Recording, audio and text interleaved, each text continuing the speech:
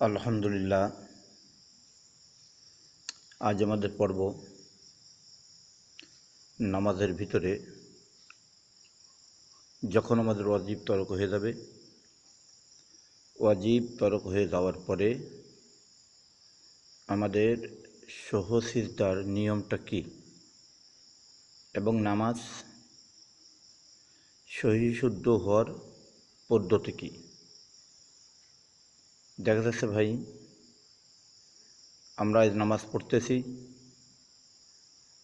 পড়তে সময় হতে পারে আপনার আমার একটা ওয়াজিব তরক হয়ে যাইতে পারে। ওয়াজিব যখন তরক হয়ে যাবে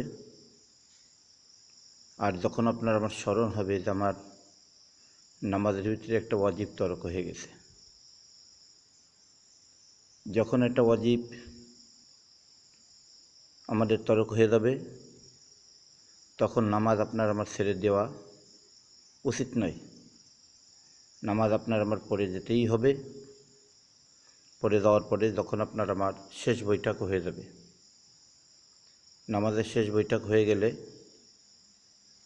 আত্তাহিয়াতু পরিপূর্ণভাবে পড়ার পরে আপনার আমার ডাইনের দিকে একটা সালাম দিতে হবে।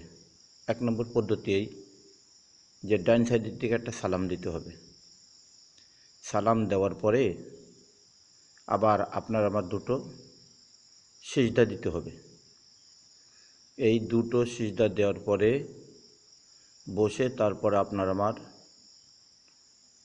আত্তাহিয়াতু, তাশাহুদ, দুরূদ শরীফ, দোয়া মাসুরা পরে যখন আপনি সালাম ফিরাব তখন আপনার আমার নামাজ পরিপূর্ণ হয়ে যাবে। এরকমের নামাজের ওয়াজিব হচ্ছে আমাদের 14টি।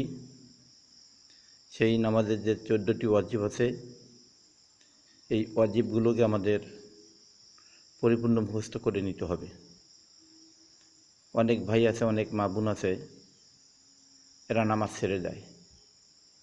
না, নামাজ ছাড়া যাবে না। তবে নামাজ ছাড়তে হবে ওই সময় যখন আপনার আমার নামাজের ভিতর থেকে একটা ফরজ বাদ চলে যাবে। নামাজের ভিতর থেকে একটা ফরজ যদি আপনার আবার তরক হয়ে যায় তাহলে নামাজকে ছেড়ে দিয়া পুনরায় আবার আপনার আমার নামাজ আদায় করতে হবে। তাহলে নামাজ আমাদের শিক্ষা করতে হবে এবং এই নামাজ শিক্ষা করে আপনি নিজেই আমল করব, অপর ভাই বোন মুমিন মুসলমান যারা আছে তাদেরকে এই নামাজ আমাদের শিক্ষা দিতে হবে। নিজে আমল করব, অপরকে আমল করাবার জন্য চেষ্টা করব ইনশাআল্লাহ।